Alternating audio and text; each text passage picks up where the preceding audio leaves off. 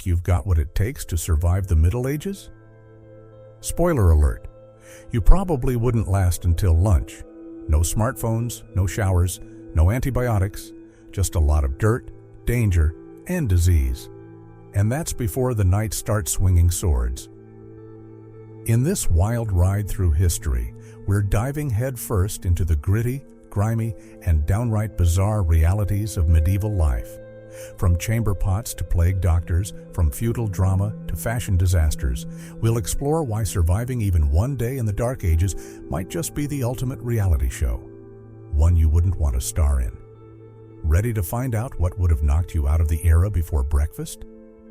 Let's go back in time and try not to die. 1. The morning reality. Check.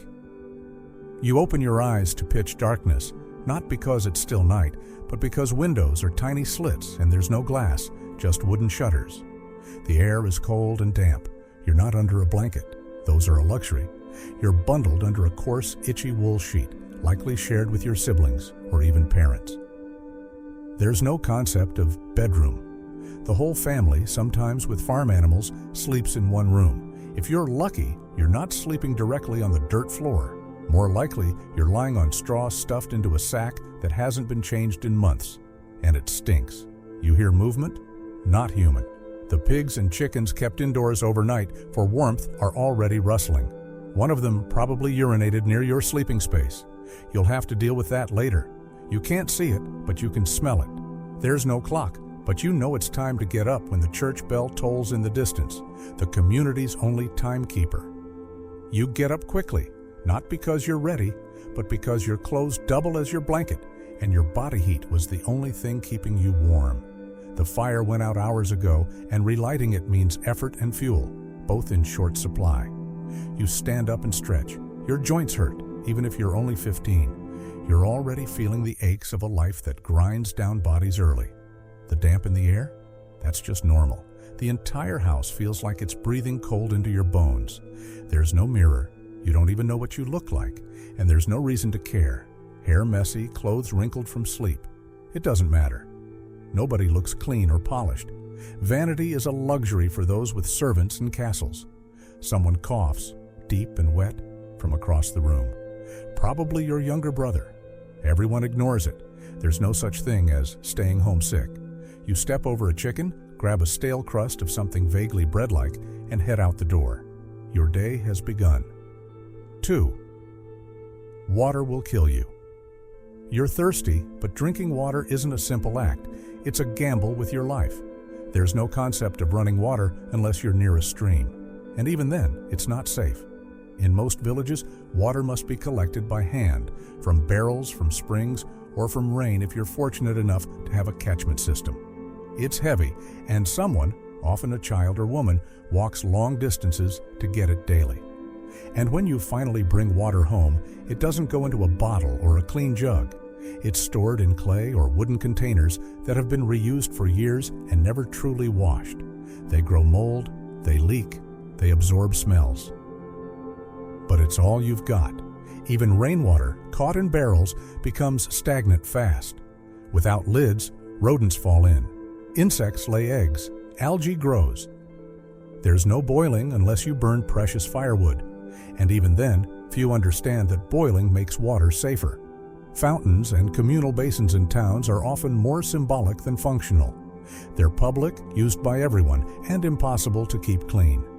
People use the same trough to wash tools, rinse laundry, and give water to livestock. You might wash your face in it in the morning, and someone else might dump waste in it at night.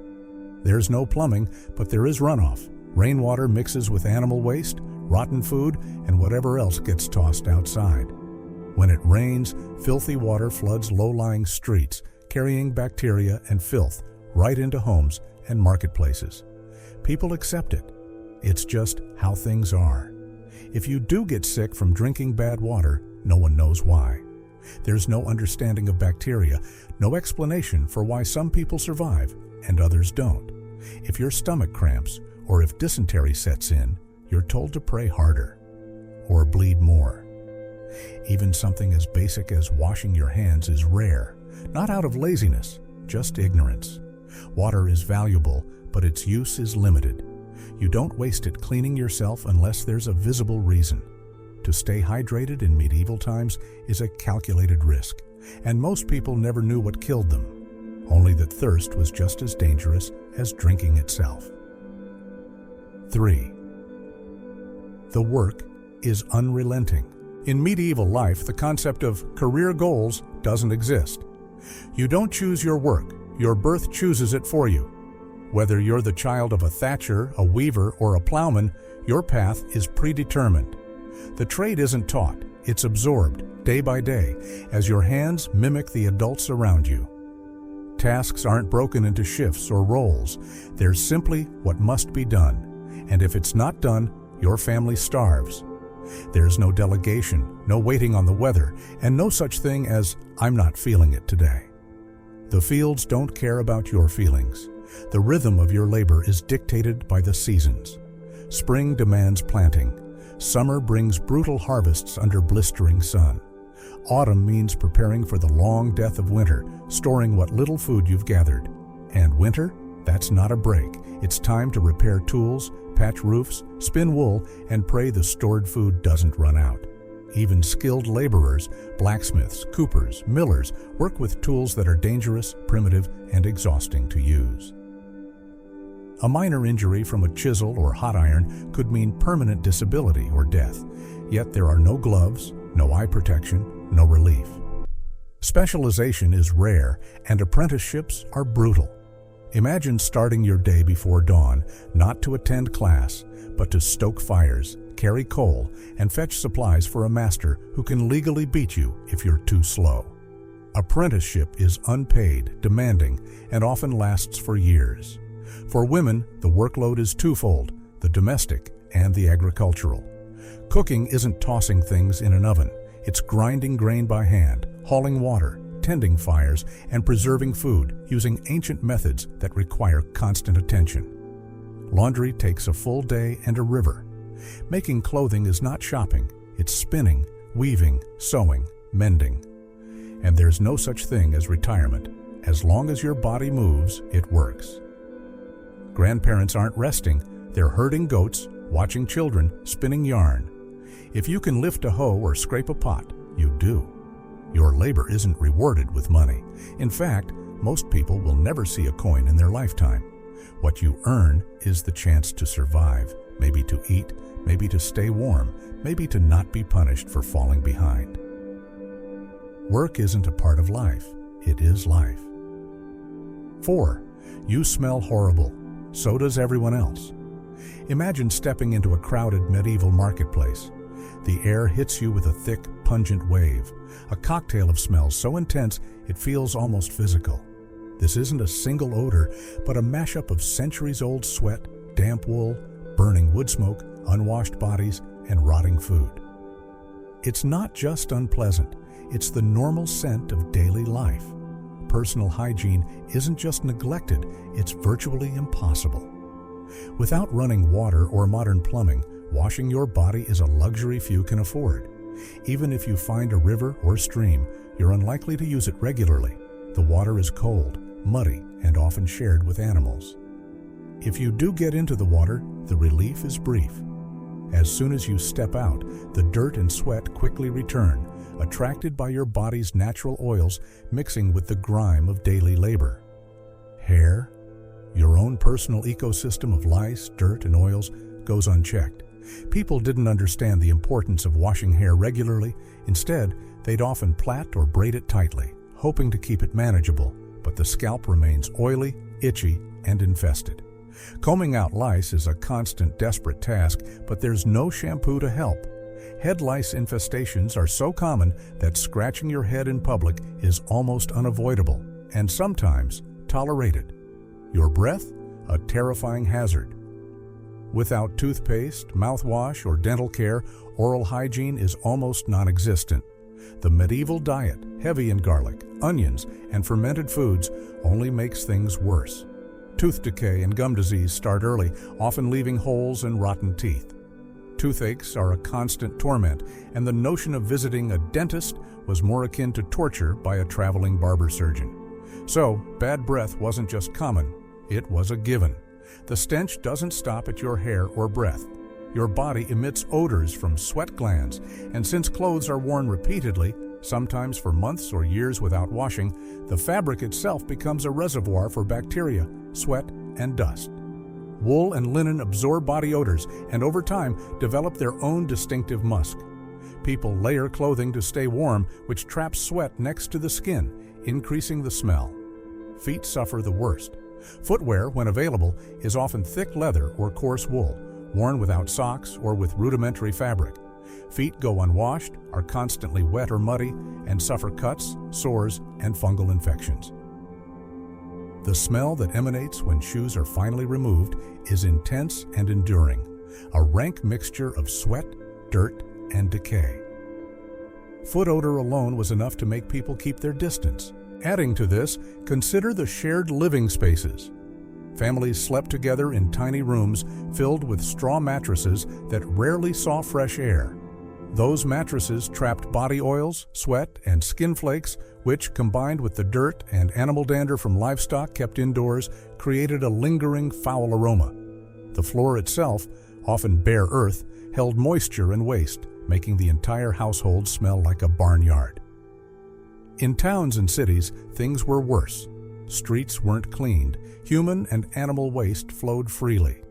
Garbage piles decayed near homes. Smells from tanneries, slaughterhouses, and bakeries mixed in the air, layering one foul scent on top of another. People tried to mask these odors with herbs, spices, or the smoke from fires, but it was like trying to cover a swamp with a single flower. And here's a truth rarely considered. The human nose adapts. What would seem unbearable to us today was normal to medieval people. Their sense of smell became dulled by constant exposure. They didn't realize how badly they smelled because it was everywhere, and everyone smelled the same. No perfumes or colognes to hide the odor. Those were reserved for nobility and were prohibitively expensive. Even then, these scents were often strong and heavy, more effective at masking than cleansing. To be alive in medieval times meant living in a world where personal scent wasn't a personal matter. It was communal, unavoidable, and inescapable. The stench wasn't a flaw, it was a fact of life. You wouldn't just be noticed for how you looked or what you did, you'd be remembered and avoided for how you smelled. 5. Your home is a hazard, long expanded version. Your medieval home isn't the safe haven you might imagine. It's more like a fragile shell perched on the edge of disaster and filled with unseen dangers that constantly threaten your health and your life. Most people lived in small, crude huts made of wattle and daub, a woven lattice of wood plastered with a mixture of mud, straw, and manure. These walls, though practical and cheap, offered little protection from the elements. Rain seeped through cracks, cold air blew through gaps, and in damp climates, mold and mildew quietly settled in, slowly poisoning the air you breathed. The roof was a patchwork of thatch, bundles of dried straw or reeds tied tightly together and layered thickly to keep out the rain. While thatch helped insulate the home and was easy to build, it was also the perfect kindling. Sparks from the fire, a careless candle, or even lightning could ignite it in moments. Without fire brigades or water pumps, a single spark often meant a family's entire livelihood went up in flames. Inside, there was no separate kitchen, no fireplace with a chimney. Instead, the hearth, a simple open fire, sat at the center of the room, a vital source of warmth, light, and a place to cook meals. But it came at a terrible cost. The smoke had nowhere to escape except by drifting through cracks in the roof or swirling around the room. Without proper ventilation, the air quickly became thick with soot and fumes. Every breath you took carried microscopic particles that irritated your lungs and eyes, causing constant coughing, watery eyes, and wheezing. Children's coughs echoed nightly in these smoky rooms. Elders found their breath shortening with every passing winter. The idea of clean air was a foreign luxury.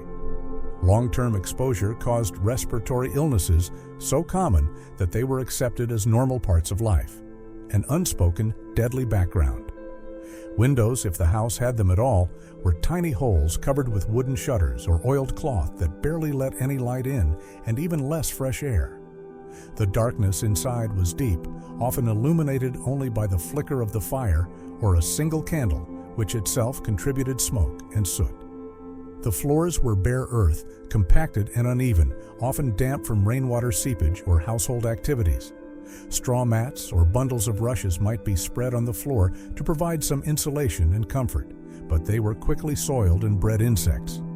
Bugs of all kinds, fleas, lice, and bedbugs, thrived in these unsanitary conditions, adding to the constant discomfort.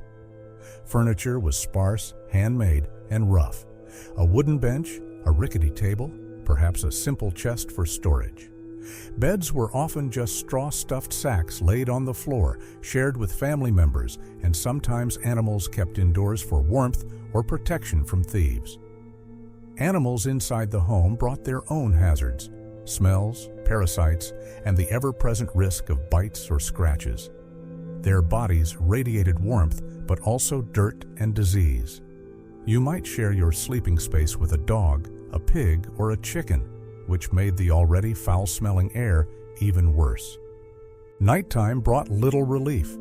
The fire would be banked to keep embers alive, but the cold crept in through every crack and gap, chilling the room. Dampness settled on your skin and bones. Sleep was often fitful, disturbed by coughing fits or the need to relieve yourself outside in the dark and cold. If a fire started, common in these tightly clustered villages, the entire settlement could be engulfed before help arrived. That's because houses were built close together, wooden beams touching neighbors' roofs, making the spread of flames swift and unstoppable. There were no organized firefighting efforts, no alarms, no water systems. You were on your own. Even routine tasks carried danger inside your home. The open fire could easily cause burns. Hot pots tipped over with no lids or protective surfaces. And the smoke made simple breathing a challenge. Your home was a paradox, a shelter from the cold and rain, yet a trap filled with hazards. It was supposed to protect you, but it also threatened to slowly wear you down, and in some cases, to kill you outright. In medieval times, a house was more than a place to live. It was a constant living threat, shaping the harshness of your daily existence. 6. You're malnourished by default. In medieval times, hunger wasn't a crisis. It was a companion, a slow, dull ache that never really left your body. Even when your stomach was technically full, your body was still starving for vitamins, for protein, for any real nutritional substance. Your meals lacked variety. The concept of a balanced diet didn't exist. Most people, especially peasants, relied on whatever they could grow, store, or barter, which meant the same limited staples day in, day out. You might eat coarse bread made from barley or rye, dense and dark, sometimes mixed with bits of chaff or ground acorns to stretch it further. It was filling, but nutritionally empty.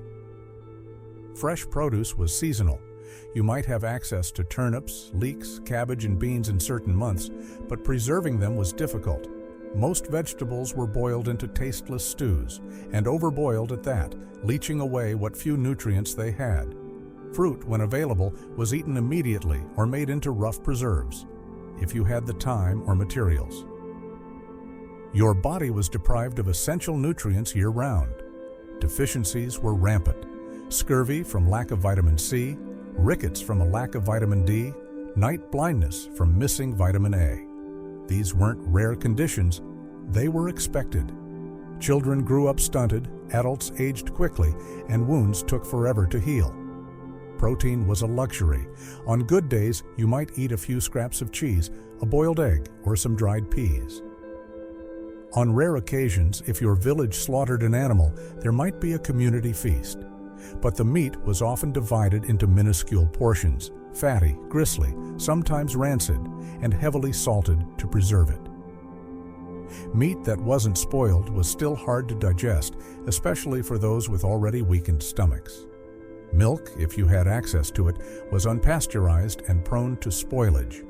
Butter was precious and used sparingly. Most dairy was turned into cheese, not for flavor, but for storage, a dense, hard cheese that could last through the months when the cows stopped producing. Fish was another rare exception, but inland villages had no reliable access. Salted or dried fish might be brought in via trade, but only wealthier households could afford it regularly.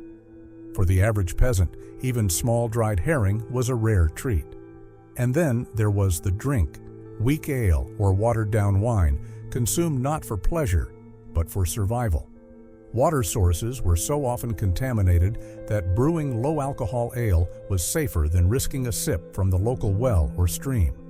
But these drinks provided almost no real hydration and certainly no nutrition. You were constantly tired, dry-mouthed, and slightly buzzed. In the winter, root vegetables became the mainstay, tough, fibrous, and barely palatable after months in storage. Food supplies dwindled dangerously low. Families rationed portions with grim precision, often giving children the biggest share, while adults went to bed with empty bellies. It wasn't uncommon to water down soup until it was more broth than sustenance, just enough to warm your stomach, not feed it. But the worst time of year wasn't winter. It was early spring, known by many as the hunger gap. This was the dead season between when last year's stores had run out and the new crops hadn't yet grown. Your pantry was empty, your fields bare.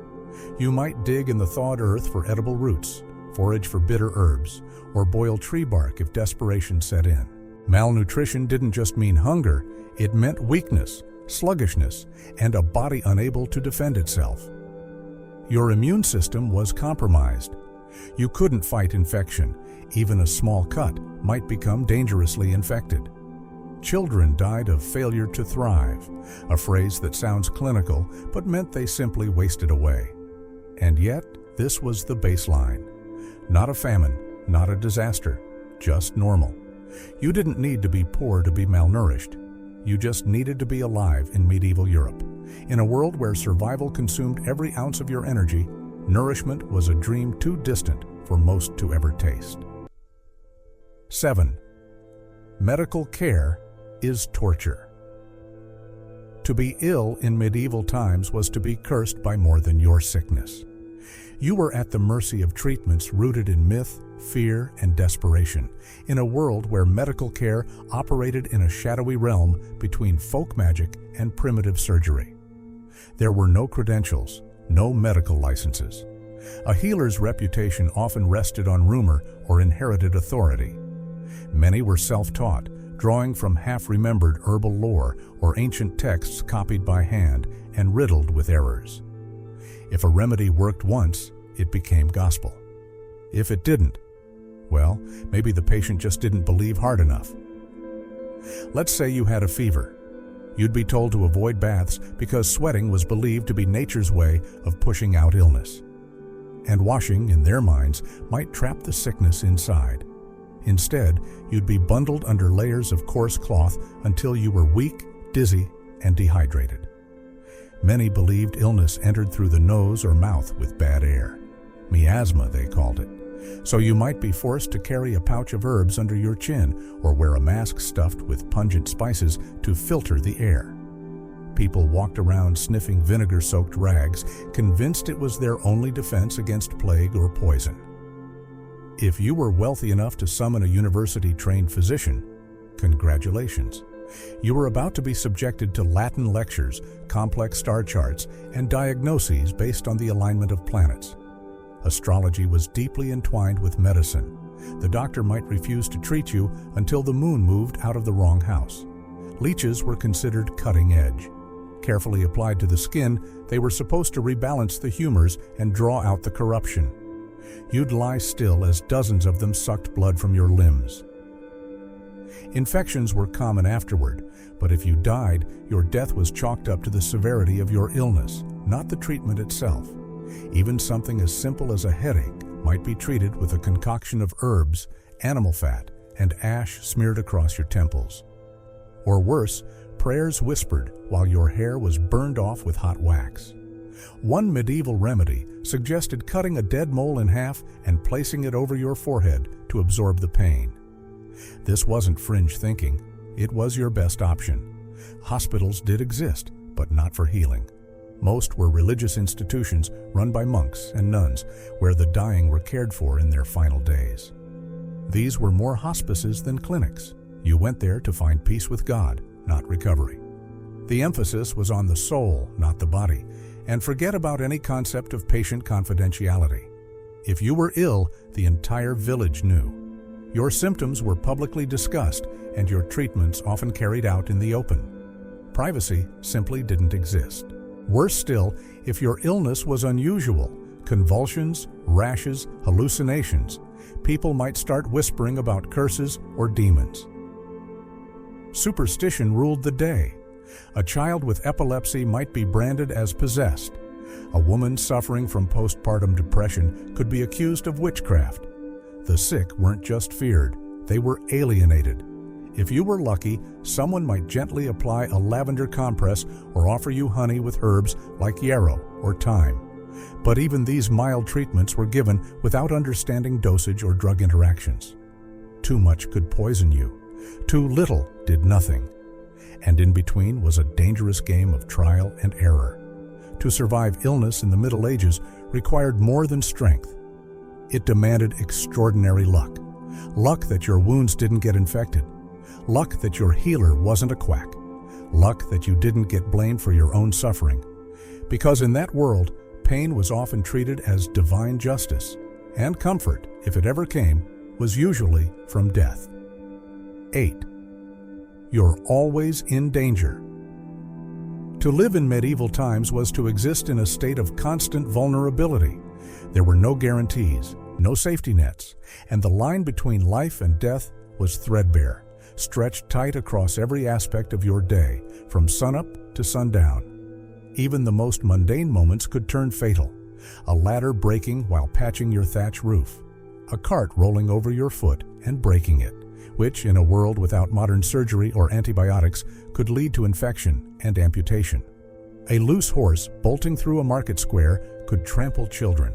A falling tree during a storm could crush your home. These weren't rare occurrences. They were routine tragedies. The tools you used daily, scythes, axes, grinding stones, were as dangerous as they were necessary. One slip could mean severed fingers, or worse. No protective gear, no regulations. Just calloused hands, tired limbs, and the hope that you didn't cut yourself deeply enough to bleed out in the hay. Fire was your frenemy. You needed it to cook, to heat, to live. But one gust of wind through the open door, one spark in dry summer air, and your entire village could go up in smoke. There were no fire departments, no hoses, just a line of buckets and the raw desperation of neighbors trying to beat back an inferno with mud and prayers. And if it wasn't fire or famine, it might be politics. Life was ruled by hierarchy, brutal, rigid, and indifferent. You could be caught in a power struggle you didn't even understand. If your lord picked the wrong side in a feud, soldiers might arrive, loot your barns, and conscript your sons. Castles weren't symbols of safety. They were often built to control the very people living in their shadows. Rebellions were frequent and bloody. If the peasants rose up, the retaliation was swift and merciless. Whole villages could be burned as a warning. Survivors were maimed, hanged, or mutilated to instill fear. You might not have been involved at all, but it wouldn't matter. In the eyes of the ruling class, your life was property, not sacred. And justice? Justice was performative. You might be punished not because you were guilty, but because someone had to be. Trial by ordeal was still a thing. Boiling water, burning irons, or being thrown into rivers to see if God would protect the innocent. Drown? You're guilty. Float? You're a witch. Lose-lose was the standard. Disputes over land, inheritance, or even livestock could escalate into violence. With no official arbitration systems for the poor, many settled conflicts with fists, knives, or torches. Feuds between families could last generations, drawing blood every harvest. Mediation was rare. Vengeance was common. For women, the dangers multiplied. A woman walking alone could be accused of everything from witchcraft to adultery. Punishments for crimes, real or imagined, were disproportionately brutal. You could be publicly shamed, beaten, or executed with little recourse. Protection depended entirely on male relatives, and even they were powerless if a noble decided you were a problem. And yet, despite all this, life went on. People laughed, married, sang, and told stories by firelight. But behind every smile was the unspoken knowledge that it could all be gone tomorrow. Not metaphorically, but literally. No one planned for old age. Reaching 30 was already a quiet miracle. In short, you weren't safe. Not in your body, not in your home, not in your social class. Danger wasn't an interruption, it was the backdrop. To survive in the medieval world didn't mean living well. It meant avoiding catastrophe long enough to see another day. Ninth, religion controls everything. In the medieval world, religion wasn't just a belief system. It was the air you breathed, the law you followed, and the lens through which all of reality was interpreted. The church wasn't a part of life, it was life. From birth to death, your entire existence was tethered to a system that dictated morality, knowledge, law, and even your thoughts. You didn't choose your religion, you were born into it. Baptized as an infant, indoctrinated before you could speak clearly, and reminded daily that obedience to God, more accurately, obedience to the church, was your only path to salvation. Questioning that was not seen as courageous, it was dangerous. Blasphemy and heresy weren't sins. They were crimes, punishable by imprisonment, torture, or death. And yet, you couldn't even understand the faith you were meant to follow. The Bible was locked away in Latin, a language reserved for priests and scholars. For you, a peasant or townsfolk, Scripture was a performance. The sermons, the chants, the rituals, all were delivered in a tongue as foreign to you as the stars. You learned about God not from Scripture, but through stained glass, mystery plays, and terrifying moral fables. Fear was the dominant flavor of faith. Hell wasn't abstract, it was a vividly described furnace waiting just beneath the surface of your mistakes. The church taught that sin was everywhere, in your thoughts, your desires, your dreams. Guilt became second nature, and confession? It wasn't a quiet act of reflection. It was often a public ritual with your moral failures laid bare to be judged and punished accordingly. Tithes were mandatory, 10% of everything you earned or grew, and that's after you fed your family. Refusing to pay meant excommunication, a spiritual death sentence that often led to real-world isolation. No sacraments, no burial in sacred ground, no participation in the community that literally governed your survival. Clergy weren't just spiritual leaders, they were tax collectors, judges, and sometimes even executioners. Bishops could wield more power than lords. Monasteries owned massive swaths of land and demanded labor and loyalty. If a priest accused you of sin, there was little recourse. He was seen as God's representative on earth. His word was divine authority. Yours was dirt. Education? Only for the church.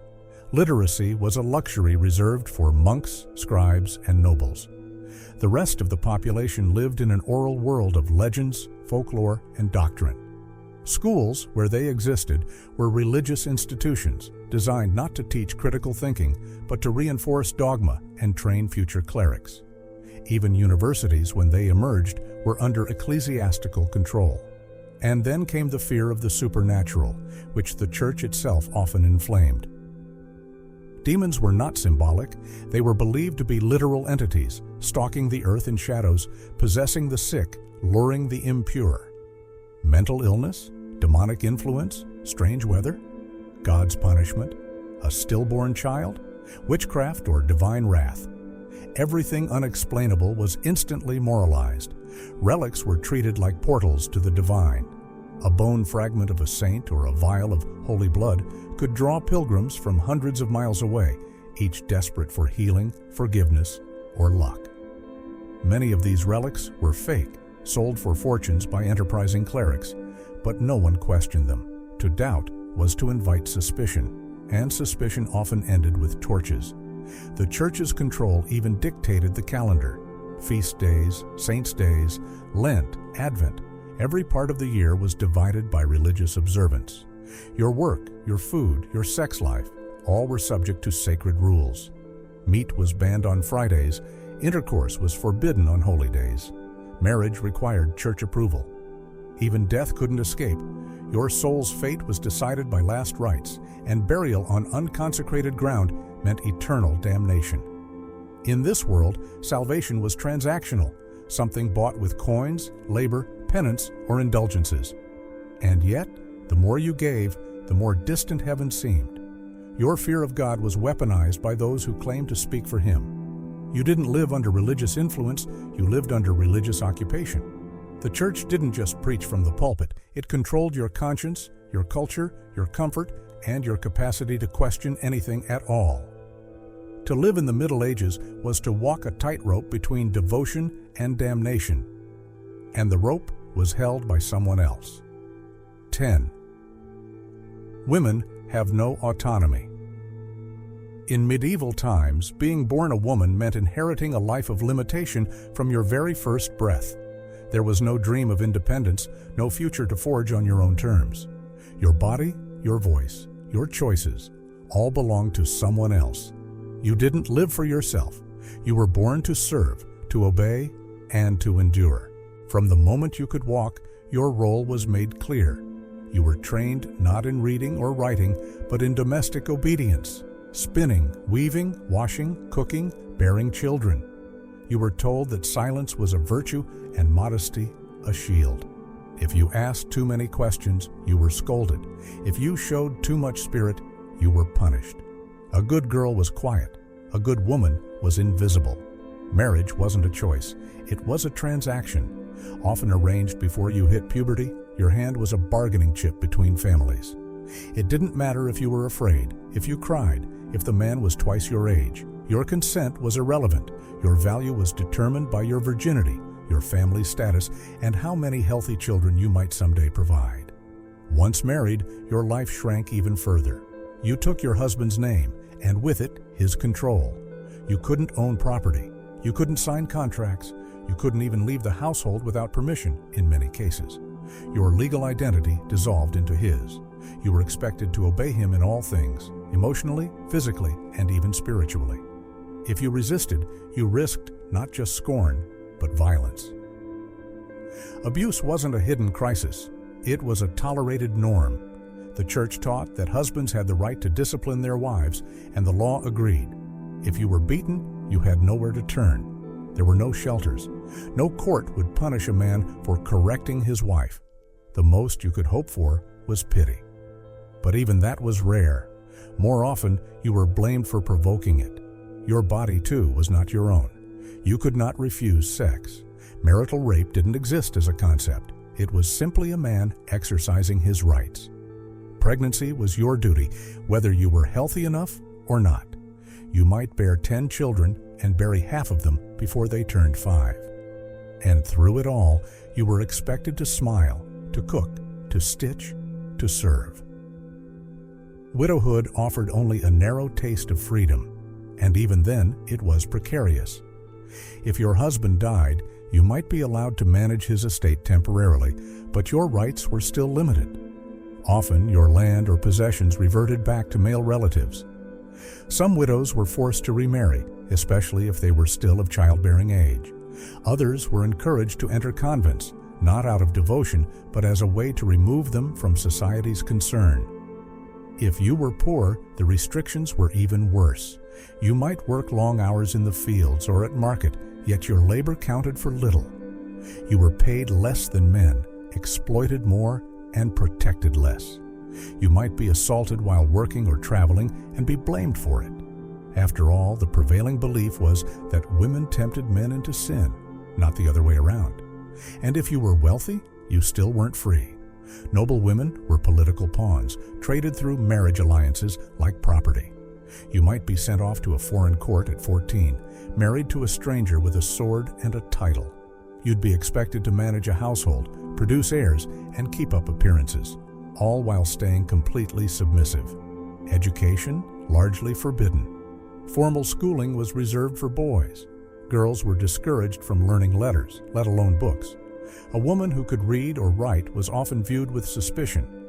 Educated women were said to be unnatural, unholy, or dangerous. The only acceptable path to literacy for a woman was through the church, and even then, only if you became a nun. But even convents were not immune to the dominance of male clergy. The message was clear. Your worth lay in obedience, in your fertility, in your ability to serve quietly and vanish gracefully. If you dreamed of more, freedom, expression, knowledge, you were not brave, you were dangerous, you were punished.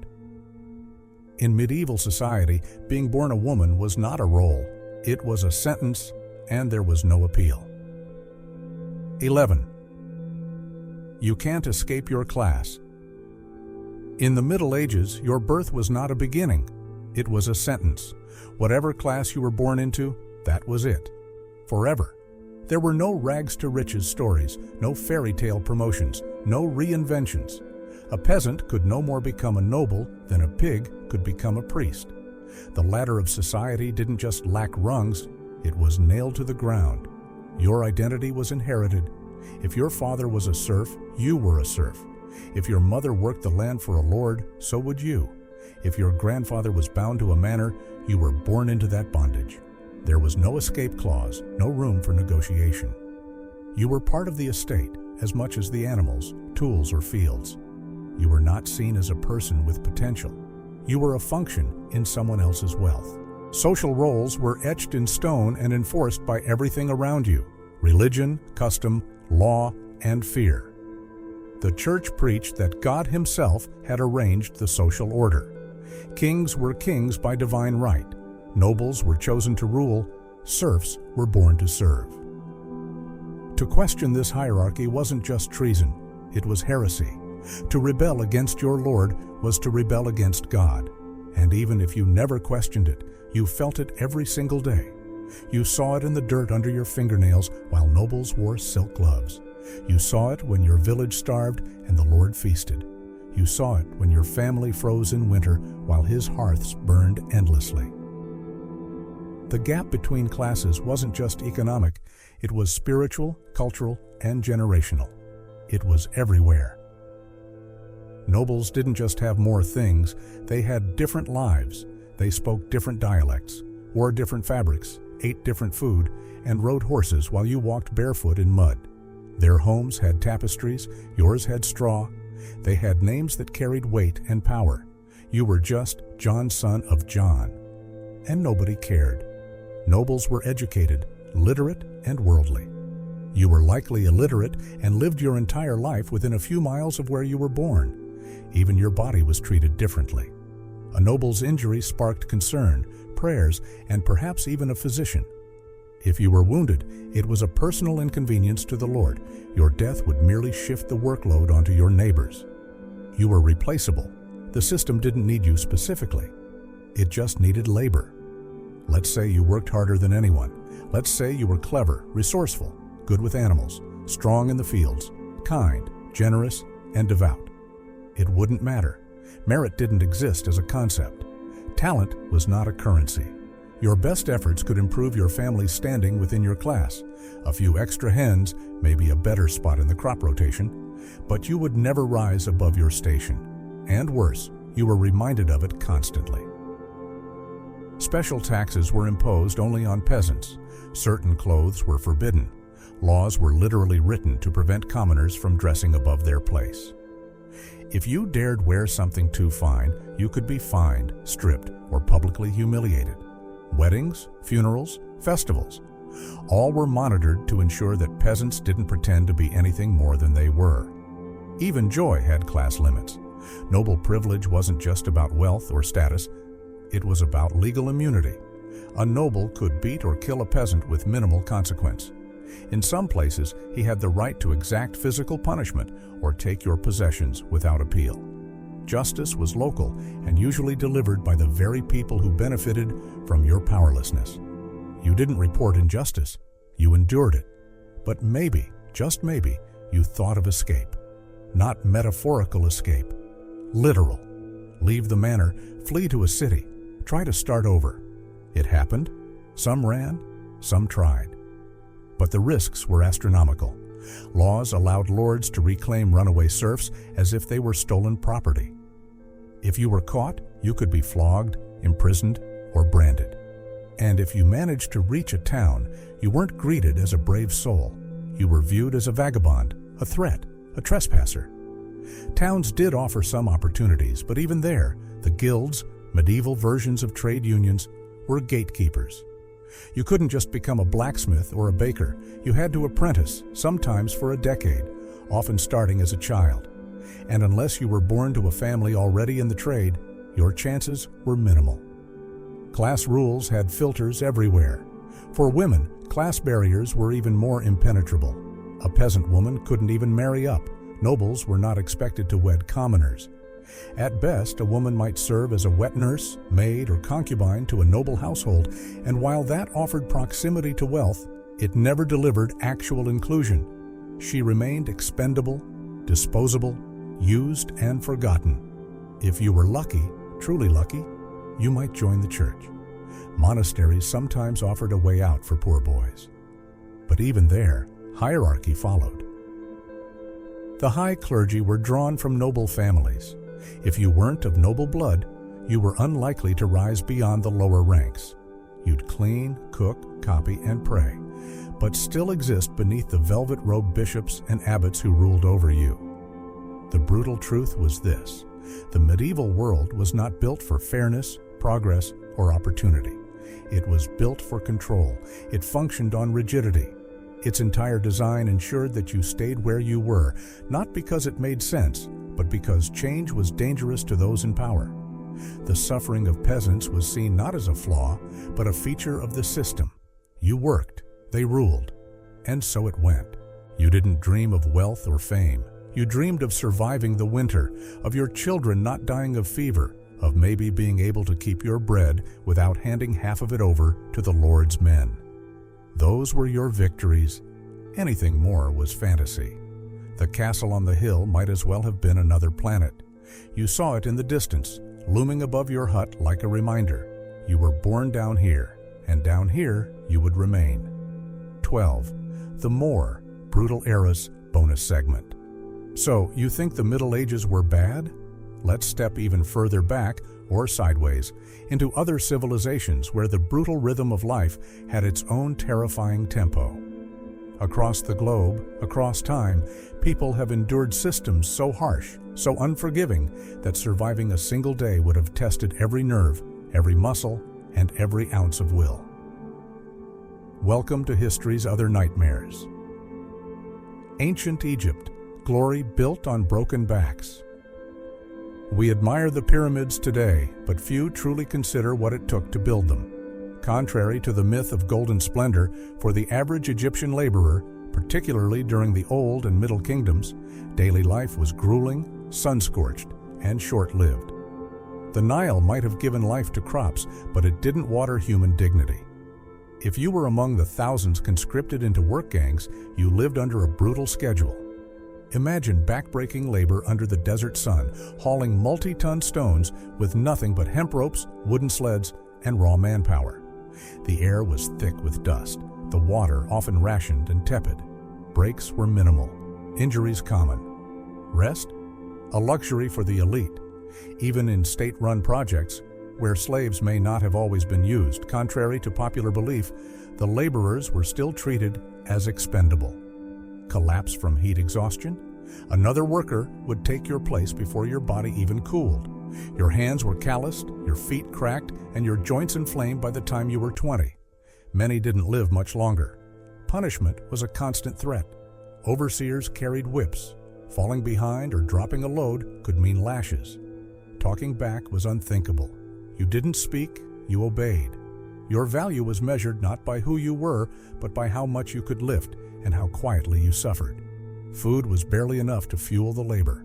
Coarse bread, dried fish, and beer were staples, not because they were indulgent, but because they were cheap and easy to distribute. Malnutrition and injury blended into a single lifelong ache. The grandeur of Egypt's monuments? It came at the price of millions of shattered spines and silent graves. The Mongol Empire. Death rides a horse. If the medieval world was hard, being in the path of the Mongol horde was absolute terror. In the 13th century, Genghis Khan's empire erupted like a firestorm across the steppes, sweeping through Asia and into Europe with a fury the world had never seen. To be alive when the Mongols arrived wasn't just unfortunate, it was often fatal. They were the embodiment of mobility and murder. They didn't march, they galloped. A Mongol army could cover over 100 miles in a single day. They didn't siege cities politely. They surrounded them, starved them, and annihilated them. If your town resisted, the punishment was total. Every man, woman, and child was slaughtered. Survivors were sometimes left alive deliberately to spread fear to the next settlement. Their methods were terrifyingly efficient. Archery on horseback, coordinated assaults, fake retreats, they rewrote the rules of warfare. And they didn't discriminate by social class. Nobles, priests, peasants, all met the same fate if they stood in the wrong place at the wrong time. If you were captured, your fate was a coin flip. You might be pressed into service as a camp slave. You might be killed instantly. You might be used as a human shield at the next siege. You might be tied and paraded, stripped of dignity and exposed to mockery. Death wasn't the worst thing that could happen. Survival often was. Even if you lived in Mongol territory under their rule, peace came at a cost. Absolute obedience. Step out of line, speak disrespectfully, or break a law, and punishment was immediate. Execution was swift and often public. The Mongols believed in order, but not leniency. And yet, ironically, they also enforced religious freedom, opened trade routes, and stabilized economies. But this didn't mean life was fair or gentle. The roads may have been safer, but only because everyone was too afraid to challenge Mongol authority. Your safety depended entirely on your utility and the mood of your overlords. Feudal Japan. Honor over humanity. Now enter feudal Japan, a land of poetic cherry blossoms, Zen gardens, and swift ritualistic death. Samurai ruled not only with the sword, but with a code of honor so rigid it made survival a philosophical dilemma. The Bushido Code demanded loyalty, discipline, and absolute obedience. And if you were born into the wrong caste or crossed the wrong sword, there was no appeal. Death was not only a punishment, it was an expectation. For peasants, life was tightly controlled by daimyo, feudal lords, who oversaw their villages like miniature kingdoms. Taxes were brutal, often collected in rice, which meant starving yourself to feed your masters. If harvests failed, you paid anyway. And if you couldn't, you might lose your land, your family, even your life. Samurai enforced order with cold precision. A simple insult could end with you beheaded in the street. Theft? You might be crucified. Disrespect? Maybe you'd lose an ear, a hand, or your head. Justice wasn't blind. It wore armor and had a katana. If you were samurai yourself, life wasn't easy either. You lived under immense pressure to maintain your honor. Failure in battle, insubordination, or even shame brought on the ritual of seppuku, self-disembowelment with a short blade. Imagine being expected to kill yourself because you failed a superior or were dishonored by a rumor. This was no private act. It was performed before witnesses, with ceremony. Your pain was theater. And beneath all this, a caste system as rigid as any in history. Merchants, despite their wealth, were considered the lowest class because they produced nothing. Artisans were slightly above. Farmers were vital but poor. Samurai ruled, but always at the mercy of their lords. Women? Silent, obedient, and invisible, as in so many ancient systems. There were no revolutions, no uprisings, just duty, just hierarchy, just the ever-present edge of the blade. History isn't just harsh, it's unforgiving. We romanticize the past. We imagine swords, scrolls, and castles. But for most people, most of the time, history was not a noble adventure. It was teeth-gritting, soul-crushing survival. It wasn't about who could dream. It was about who could endure. Whether in the shadow of the pyramids, under the hooves of Mongol horses, or beneath the quiet discipline of feudal Japan's ruling class, life in past eras was rarely merciful. Most people never wrote their names, never chose their path, never left their village, and never even imagined freedom. And no, you wouldn't have lasted a day. 13. Modern comparison. Snapshot: you're already winning. You may not feel like royalty. Maybe your morning coffee was lukewarm. Maybe your phone battery died before noon. Maybe your boss sent a cryptic email with the subject line, "Chat?" But here's the reality. If you're living in the modern world with access to clean water, basic medical care, electricity, and something as simple as socks that match, then historically speaking, you're already in the top tier of all humans who have ever existed. Let's not downplay it. You're a miracle by medieval standards. Clean water on command? Sorcery. Turn the tap. There it is. Clear, drinkable, safe water. Cold or hot, depending on your mood. In medieval times and ancient civilizations alike, the very idea of water that didn't make you sick would have been unimaginable for the average person. In fact, they would likely assume you were performing some sort of divine trick. The average person hundreds of years ago spent a chunk of each day just trying to find water, let alone trust it. Wells could dry up. Streams were polluted. Rainwater had to be caught and stored, often in unsanitary conditions. Diarrhea wasn't an inconvenience, it was a potential death sentence. Dehydration wasn't a gym term, it was a way of life. Today, most of us bathe in water that's cleaner than what kings once drank. Toothpaste and deodorant equals royal alchemy. You brush your teeth in 2 minutes while scrolling TikTok. You floss if you're feeling ambitious. But even the simplest act of oral hygiene would have seemed luxurious and suspiciously magical to someone in the 14th century. Rotten teeth were common, gums bled daily, breath reeked constantly. There were no dentists for commoners, no toothpaste, and definitely no whitening strips. Mouths were wrecked by age 30. Infections in the jawbone could kill you slowly. A single abscess could become a fatal condition. And deodorant? Forget it. Scent was a permanent cloud. If you smelled like herbs, it usually meant you were dead and being buried with flowers.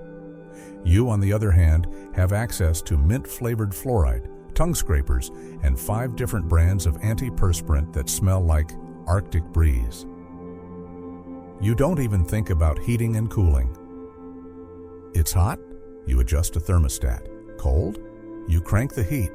You're comfortable in all seasons, indoors, with insulated walls and double-paned glass. You don't even notice it, which is the ultimate luxury. Meanwhile, your ancestors were huddled by a fire in a smoky room with no chimney, wrapped in itchy wool, and praying winter would be short. Or they were fanning themselves with scraps of cloth in 100-degree heat, sweating through the same unwashed shirt for weeks. Hypothermia and heat stroke weren't rare, they were seasonal norms. Climate control was stand closer to the fire, or hope the breeze changes. Your living room, it would have been mistaken for the chambers of a lord. Healthcare that doesn't involve leeches or luck. You get a sore throat. You Google it. You find a walk-in clinic, maybe even just pop into a pharmacy. Within hours, you can have antibiotics, rest, and a diagnosis. Centuries ago, a sore throat could turn into scarlet fever or diphtheria and leave you dead within days. Fevers were battles. Infections were trials by fire. The word surgery meant a dull knife, no anesthesia, and screaming until you passed out. Modern healthcare isn't perfect, but it's science-based, regulated, and often subsidized. Even the simplest thermometer would have seemed like divine magic. You know your blood type. Your ancestors didn't know blood had types. Freedom to move, speak, learn. Radical ideas. Once you can read this, that puts you ahead of billions of people in history who never learned to read at all. Literacy wasn't a right. It was a class privilege. Books were rare. Paper was precious. Education was reserved for the wealthy and male. You can travel across countries in hours. Speak your mind online. Change careers. Choose your spouse. Refuse a marriage. File a complaint. Vote. Protest. Decide not to have children. All of that? Pure fantasy just a few hundred years ago. In many societies, your path was fixed at birth. The idea of choice, let alone self-expression, would have been dangerous. You were born, labored, obeyed, and died. Simple as that. Food that doesn't kill you and tastes good. You open a fridge. There's food from 5 continents inside it. Fresh fruit, frozen meals, milk that lasts weeks, cheese that doesn't smell like feet, and meat that isn't crawling with flies. You can choose based on taste, texture, calorie count, or ethical sourcing. Historically, the poor ate what they could grow, barter, or scrape together. Meals were monotonous: porridge, bread, turnips. Spices were exotic luxuries. Refrigeration didn't exist. Expiration date was a guess. Food poisoning was a regular threat. And let's not forget the variety. Medieval peasants never tasted a tomato or potato. No coffee, no chocolate, no rice if you were in Europe. No bananas unless you lived near the equator.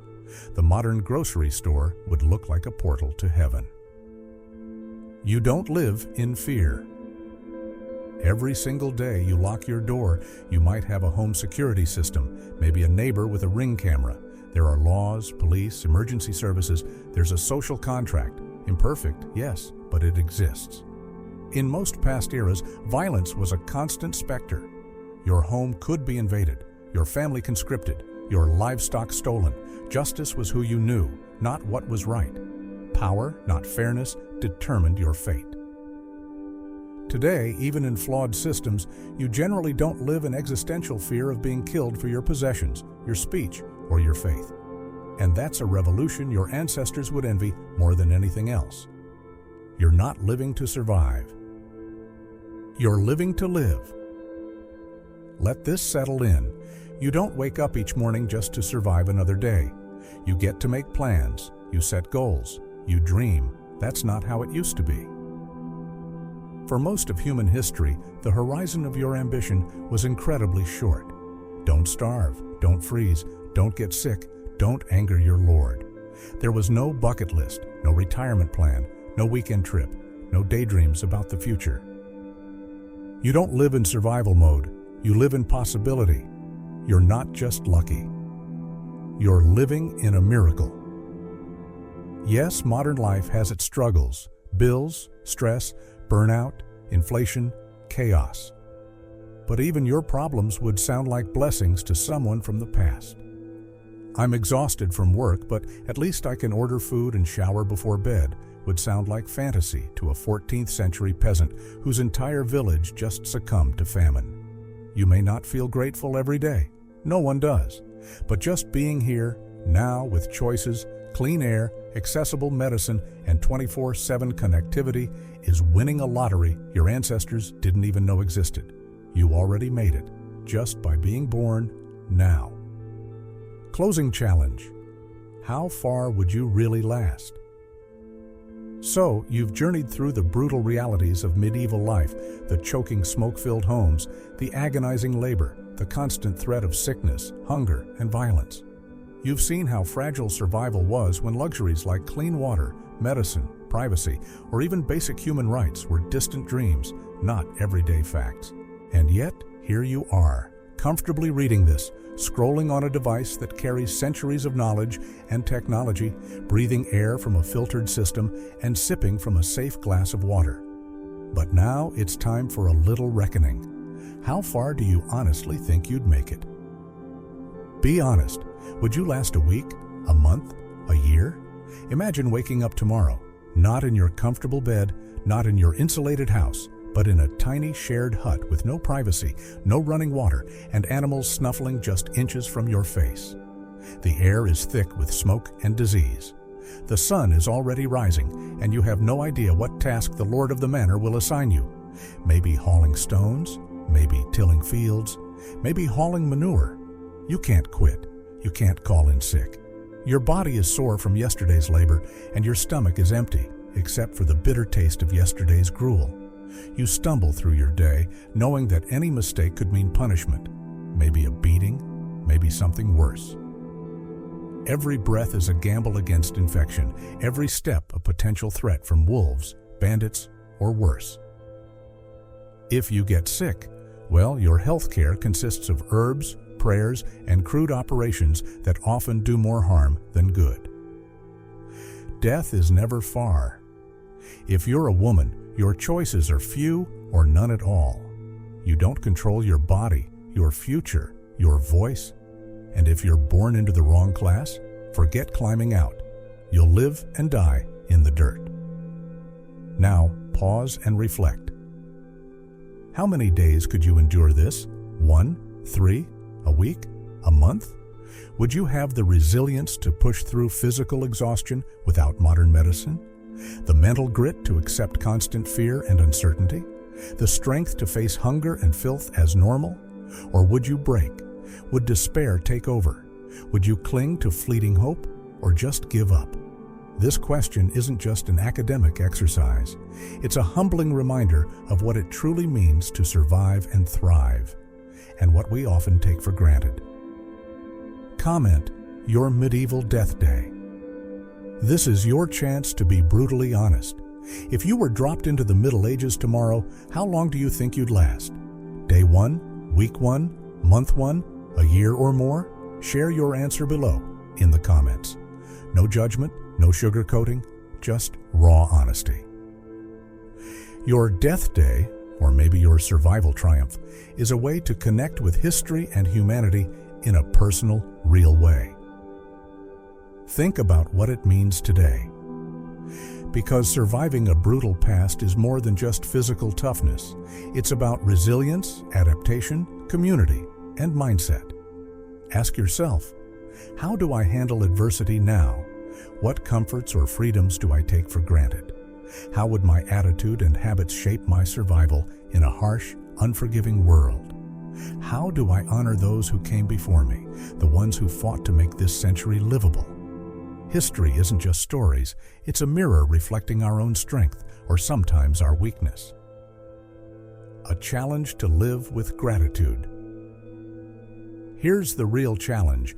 After considering how hard life was, how hard you might have it, make a promise. Don't just survive, live. Appreciate the clean water, the showers, the food on your table, the medicine, the books, the freedom, the opportunities. Use them. Make the most of this century, because you're already winning the survival lottery. You have tools your ancestors would envy, so cultivate your mind, your health, your relationships. Because the harshest eras are behind us, but life still demands courage. Like, subscribe, and stay alive. If this journey through time made you think, or gasp, or shudder, show some love. Hit like. Subscribe for more deep dives into history's harsh truths and life's surprising lessons. Because the best way to honor those who struggled before us is to keep learning, keep growing, and yes, stay alive. And hey, maybe share this with a friend who thinks life is tough today. Remind them they're winning just by being here now. Final thought. Life may never be easy, but modern life is a gift. It's a privilege. It's a challenge we can meet, not by fearing the past, but by using its lessons to build a better present. So, how far would you last? Be honest. Comment below. And remember, surviving the past wasn't about luck. It was about every choice, every breath, every moment of grit. You already made it to this moment, so make the next one count.